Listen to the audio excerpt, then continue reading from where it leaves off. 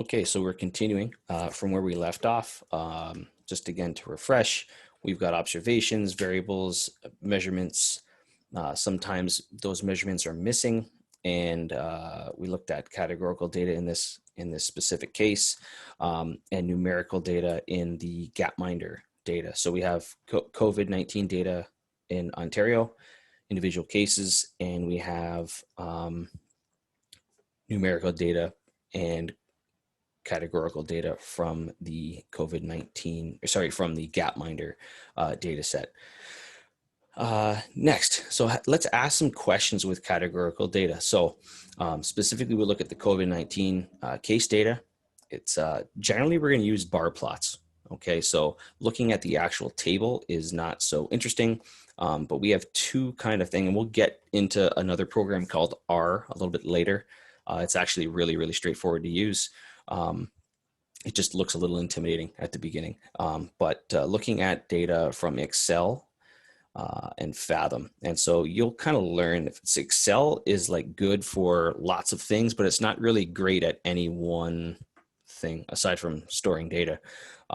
It doesn't visualize it very well. So what we want to do is we want to create visualizations to give us information. So I'm going to bring in this data set here into this window, and you can see we have in this particular case of that day, there are 43,161 cases of COVID-19 here, with varying, you can see there's some missing situations here, lots of Toronto Public Health, there's lots of different information. So exploring the data set, again, we've got an individual observation here, and then we've got variables here and dates.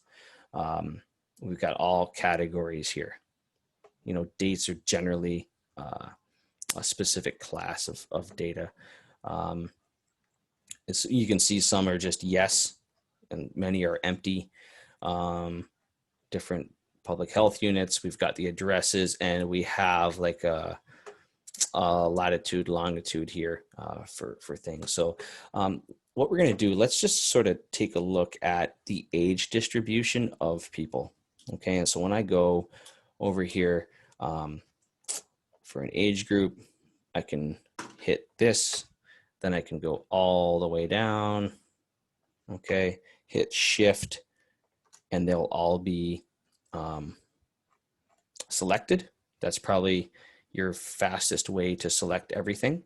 I've done that over here. So what I've done is I've done what's called, if I had insert and I have data selected, I selected the entire data set and I hit pivot table. Okay, and so Excel doesn't look at data very well. It can't do aggregates effectively. It needs to count it into a table. And so that's what I've got set up here. There's different fields. And so for specifically, let's look at age group.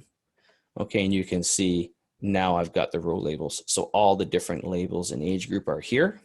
And maybe you can see here in the lower right column, we have values. And so I'm going to drag values here.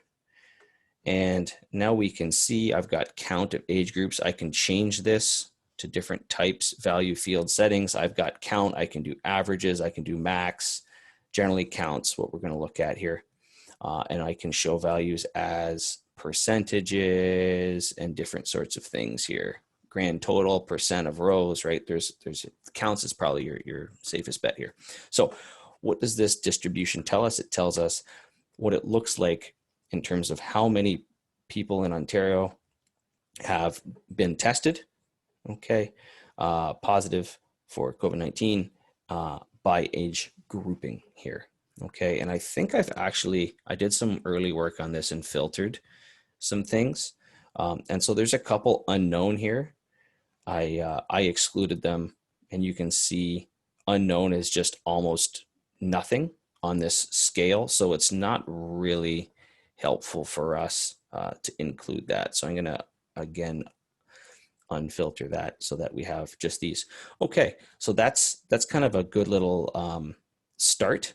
The next thing I can do, rather than I can remove, let me get this out of here. And now maybe I'm going to put in gender. What's it look like by gender for these folks?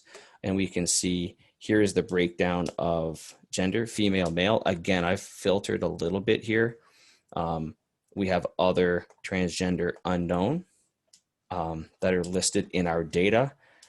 You can see there's just so few here. It's not really helpful to add those bars, okay, for the purpose of trying to visualize what we have. Okay, so we see we've got many more females than males. Maybe we want to ask ourselves some questions. So let's have another look here. We're going to do one more situation. We're going to do outcome. Okay, and the outcomes we have are based on, so fatal, not resolved, meaning the case is currently ongoing, and resolved. Okay, and we can see that those are high numbers. If we want to look at what we're measuring, maybe we want to show these as a percent of grand total. Okay, and now we can see, okay, this is approximately, 6-ish, 4%, give or take, of cases are not resolved. And, over, about 90% of folks who've tested positive for COVID-19 are healthy again, or at least have not died and no longer have the disease.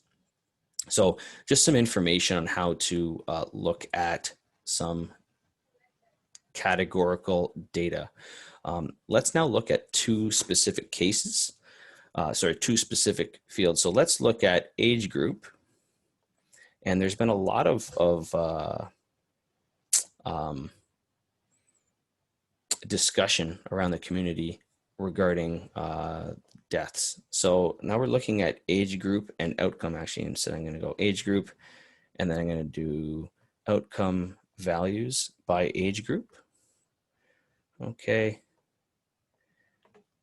And we can see here the narrative surrounding COVID-19. And so what does this tell us? So let's look at this chart again here. So this chart says, by the way, if these aren't here, in order to get these, you may need to go like this, okay? And then recommended charts.